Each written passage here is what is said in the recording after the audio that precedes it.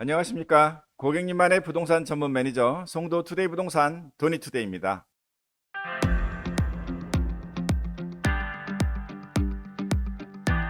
한 주일 동안 평안하셨습니까?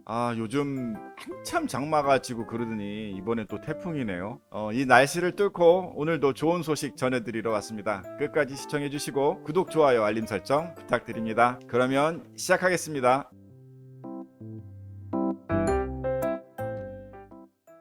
이번 주 주간 경제 한 뉴스로는 무량판 민간 아파트 점검 건에 대해서 한번 골라봤습니다. 원희룡 국토부 장관이 그런 말을 했어요. 안전이 제일이다. 건설사 비용을 따질 때가 아니다. 이번에 하여튼 무량판 하면 왠지 뭔가 불안한 느낌이 있잖아요. 지난 3일 무량판 구조를 적용한 민간 아파트 293개 단지에 대해서 안전점검을 다음 달 말까지 진행한다. 이렇게 발표를 했습니다. 구조 자체가 문제가 아니지만 그래도 불안해하잖아요. 그러니까 기준에 맞게 설계 시공을 했고 감리가 이루어졌는지 전수조사한다는 그런 뉴스가 있었습니다. 한번 구체적으로 보실까요?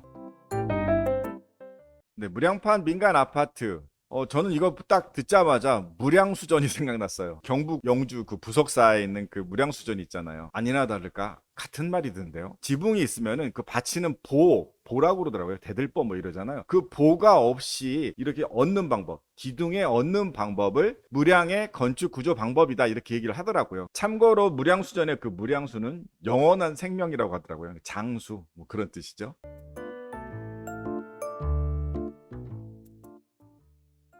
무량판 구조를 본다는 것은 이 아파트 바닥 구조가 그렇다라는 건데 보시면은요 아파트가 이렇게 벽으로 만들어진 벽식 구조가 있고요 이 기둥을 세워서 위에만 틀을 짜서 만든 기둥식 구조 그리고 요즘 유행을 하는 무량판 구조가 있는 거예요. 벽식 구조 내력 벽들이 이렇게 지붕 위를 받쳐주는 거죠. 그러니까 위층하고 아래층을 갖다가 받치는 그 천장 슬래브라고 그러죠. 그걸 갖다가 벽이 받쳐주는 거예요. 공사 비용도 적고 그냥 기간도 짧아서 옛날에는 아파트 건설할 때는 이게 일반적이었다고 해요. 추가 벽체 건설이 따로 필요 없고 저렴하다, 짧은 공사 기간이다, 뭐 이런 것들이 장점인데 다만 층간소음 이 벽을 타고 내려가니까 굉장히 시끄러웠던 거죠. 그래서 층간소음의 가장 취약한 방식이 바로 이 벽식 구조라고 해요.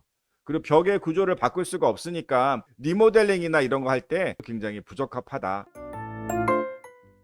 그 다음은 기둥식 구조가 있어요. 수평 구조인 그 슬래브 그걸 받쳐주는 거를 판을 짠 거예요. 천장에 수평으로 설치한 기둥 그리고 수평 보가 천장을 받친다. 그래서 이거는 벽으로 타고 내려온 게 아니라 층간 소음에 굉장히 좋은 방식이라고 그래요. 그래서 우리나라가 이 방식을 주로 2000년도, 2010년도 이때까지는 가장 유행했던 그런 건축 방법이라고 합니다. 다만 이게 공사 비용이 많이 들어요. 아무래도 기둥하고 요 또 윗기둥 그런 것만 있다 보니까 굉장히 넓고 공간 쓰기도 좋은데 그러다 보니까 세대수가 조금 들어가잖아요. 그러니까 선호가 안 되는 거죠. 그 다음은 오늘 말씀드릴 바로 이 무량판 구조가 되겠습니다. 수평 기둥인 보가 없어요. 다 기둥으로만 받쳐진 거죠. 보의 두께만큼 높이를 시공하지 않아서 층고가 높아요. 내력벽이 없으니까 언제든 때려 부수고 옆으로 리모델링하고 그런데 유리하다고 하더라고요. 그리고 소음도 일단은 벽이 없으니까 기둥식처럼 좋은 장점이 있다고 합니다. 그리고 내구성도 좋고요. 다만 시공 기간이 벽식에 비해서는 조금 오래 걸린다고 해요. 기둥하고 여기 위에하고 만나는 이 주위가 굉장히 하중 압력을 받기 때문에 이 기둥이 굵거나 슬래브에 그 콘크리트가 굉장히 많이 들어가야 하고 또 이 밖으로 하중을 분산시켜줘야 되는 그 작업 그것들이 문제가 된다고 하죠. 바로 이번에 이 밖으로 하중을 뽑아주는 그 철근을 많이 빼먹어서 문제가 된 게 바로 LH 사태였던 거죠.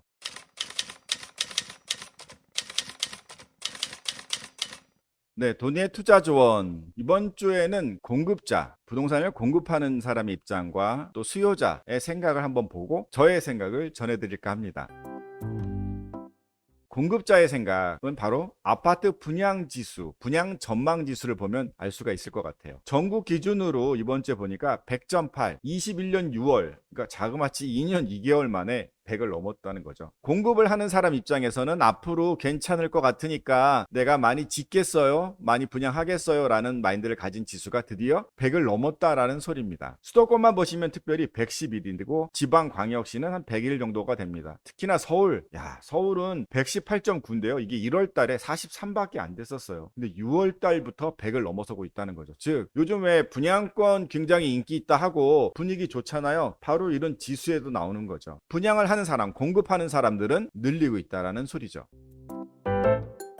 그럼 이번엔 수요자의 생각으로 부동산 시장을 한번 볼까요? 향후 1년간 부동산 시장이 어떻게 될 것 같으냐 이렇게 해가지고 언론사에서 조사를 한 적이 있어요. 거기 보면은 8월 현재 앞으로 1년 후에 상승할 것이다 라고 예상하는 사람이 20.7%, 하락할 것이다는 39.4%예요. 약 2배 정도가 더 하락할 것이다 라고 얘기하는 사람들이 많잖아요. 작년 12월 달에 조사했을 때는 상승의 확률이 6%밖에 안 됐어요. 하락은 거의 60%. 이게 상대도 안 되는 비율이었는데 이 소비자들, 수요자들의 심리도 바뀌고 있다는 소리죠. 그러면 이걸 지역별로 한번 볼게요. 지역별로 봤더니 역시 그런 차이는 분명히 있어요. 대구 같은 경우는 아직도 16% 정도는 상승할 것이다. 그러나 아직도 50% 넘게가 하락할 것이다. 약 3배 가까이가 부정적인 전망이 많잖아요. 그런데 서울이나 인천이나 이 경기 수도권 쪽에서는 배율이 2배 정도밖에 안 된다라는 거죠. 또 나이를 보시면은요. 나이 많은 분들은 지금 뭐 상승할 거보다 당연히 하락할 거라고 보시는 분들이 훨씬 많아요.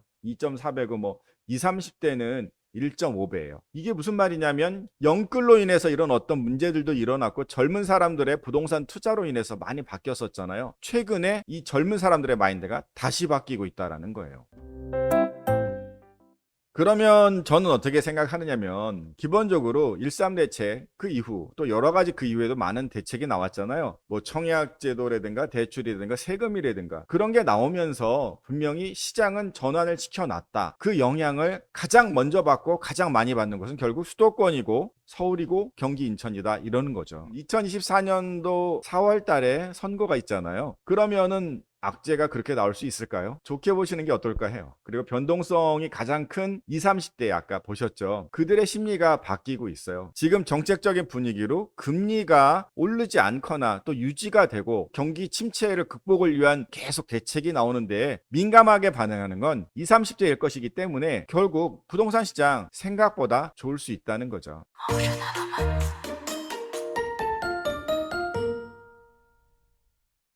네, 한 주일 동안 그렇게 큰 변화는 없었죠. 아무래도 휴가철이고 또 태풍까지 올라오고 그러니까 부동산에 어떤 큰 변화는 없습니다만 요즘 한참 이슈가 되고 있는 무량판 그 건축 구조 많이 바뀐 흐름에 대해서 말씀을 드렸어요. 여러분들이 많이 구독해 주시고 알려주셔야 제가 또 좋은 뉴스를 들고 오지 않겠습니까?